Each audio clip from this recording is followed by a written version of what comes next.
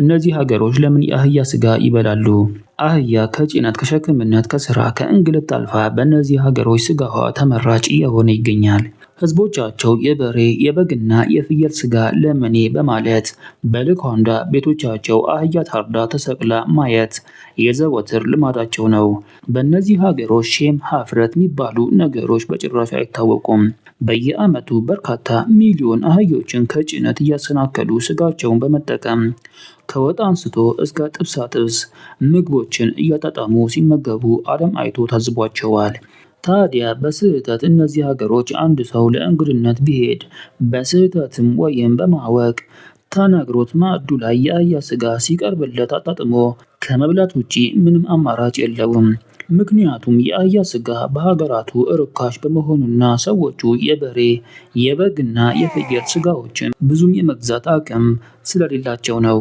በበርካታ የዓለም ሀገራት አህያ ልክ እንደ ሌሎች ከብቶች ማለትም እንደ በግ፣ ፍየልና በሬ ለስጋነት ተብላ ስለማታድግ እንዲሁም እድሜዋን ጨርሳ ስታረጅ ስለማትፈለግ እነዚህ ጥቂት ሀገራት ይህንን እድል ተጠቅመው በርካታ አህዮችን ወደ ሀገራቸው በርካሽ ገንዘብ አስገብተው ለምግብነት ይጠቀሟቸዋል። ለምን ግን እነዚህ ሀገራት የአህያ ስጋን መብላት ፈቀዱ? በሀገራችንስ ምን እየተካሄደ ነው? ስለ ጉዳዩ በቂ መረጃ ይዘናል። ቪዲዮውን ሼር፣ ላይክ እና ሰብስክራይብ በማድረግ የቻናሉ ምርጡና ታማኝ ቤተሰብ ይሁኑ። እኛን ስለመረጡ ከልብ እናመሰግናለን። የአህያ ስጋ ከሌሎች ስጋዎች አንጻር ግትርና ጥራቱ የወረደ ነው። በአይሁድ፣ በክርስትናና በእስልምና የአህያ ስጋን መብላት የተከለከለባቸው እምነቶች ናቸው። የተከለከሉ ሲባሉ ይጠላሉ ለማለት ነው። አህያ ለጭነት አስፈላጊ እንደመሆኗ ሰራተኛ ታታሪ እንስሳ ተብላ ትጠራለች። በዓለም ላይ በርካታ አህዮች የሚገኙባት ሀገር ኢትዮጵያ ስትሆን በብዛት ለትራንስፖርት አገልግሎት ትውላለች። በአንዳንድ ጥናቶች እንደተመላከተው አህያ ዕቃ የት እንደተቀመጠ በትክክል ትረዳለች። ዕቃውን በቦታው በዓይኗ ካልተመለከተችው የት እንዳለ በቀላሉ የማወቅ ብቃት አላት። ከፈረስ በተሻለ መልኩ አህያ በረሃንና ሙቀትን የመቋቋም ብቃቱ አላት። አህያ ከሌላው እንስሳ በተሻለ መልኩ አደጋ ላይ መውደቋን በመረዳት ራሷን የመከላከል ብቃት እንዳላት ጥናቶች ይናገራሉ። ለጥቃት ስትጋለጥ ደግሞ ከማምለጥ አደጋውን ተጋፍጣ መፋለምን መምረጧ ደግሞ ልዩ ያደርጋታል። ሌላው አህዮች አጋራቸውን፣ ጓደኛቸውን፣ አሳዳጊያቸውን ባለመርሳት ይታወቃሉ። እነዚህ አካላት በአጋጣሚ ቢለዩዋቸው ድብርት ውስጥና ሀዘን ውስጥ ይገባሉ። የአህዮች ትላልቅ ጆሮዎች በሙቀት ጊዜ ቀዝቀዝ እንዲሉ፣ በብርድ ጊዜ ደግሞ ሞቅ እንዲሉ ያግዟቸዋል። በአጠቃላይ አህዮች ጥሩ የማስታወስና ጠንካራ የመማር የማወቅ ብቃት አላቸው። ልክ እንደ ውሾች ችግሮችን የመፍታት ድንቅ ተሰጥኦ አላቸው። ስለ አህያ ይህን ያክል ካወራን አሁን ደግሞ ወደ ስጋቸው የሚበላባቸው ሀገሮች እንመለስ። እነዚህ ሀገራት አልሰለጠኑ እንዳይባል በቴክኖሎጂ፣ በትምህርት ከሌላው በተሻለ መልኩ የረቀቁ ናቸው። የእውቀት ችግር የለባቸውም። ታዲያ ለምን ስጋዋን አጥብቀው ተመጋቢ ሆኑ? አህያ ለስጋ ተብላ ስለማትረባ ስጋዋ ጥራት የለውም። ከእነዚህ ሀገራት ውጪ ባሉ ሀገራት አርጅታ ጉልበቷን ጨርሳ ደግማ ለእርድ ስለምትቀርብ ስጋዋ ጠንካራና ግትር፣ ቶሎ አልበስል የሚል ለጥርስ ከባድ እንደሆነ ይነገራል። በዓለማችን ላይ በትልቁ የአህያ ስጋ የሚመረትባቸው ሀገሮች ቻይና፣ ቡርኪና ፋሶ፣ ሴኔጋል፣ ናይጄሪያ፣ ሞሪታኒያ እና ስፔን ናቸው። የአህያ ስጋ ከፈረስ ስጋ አንጻር ትንሽ ገበያ ነው ያለው። የአህያ ስጋን በብዛት ተመጋቢ ሀገራት መካከል በዋነኛነት ቻይና ስትሆን በመቀጠል ጣሊያን፣ ሩሲያ፣ ፖላንድ፣ ሜክሲኮ፣ ምዕራብ አፍሪካ ይጠቀሳሉ። በጣሊያን በ2010 ብቻ 1000 አህዮች ተሰውተው ተበልተዋል።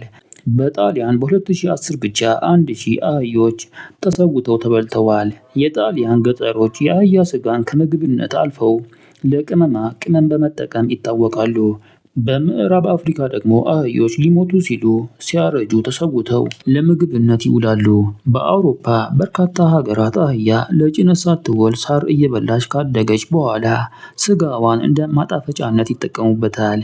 በቻይና ደግሞ ስጋዋ ለበርገርና ለባህላዊ ምግቦች አገልግሎት ላይ ይውላል።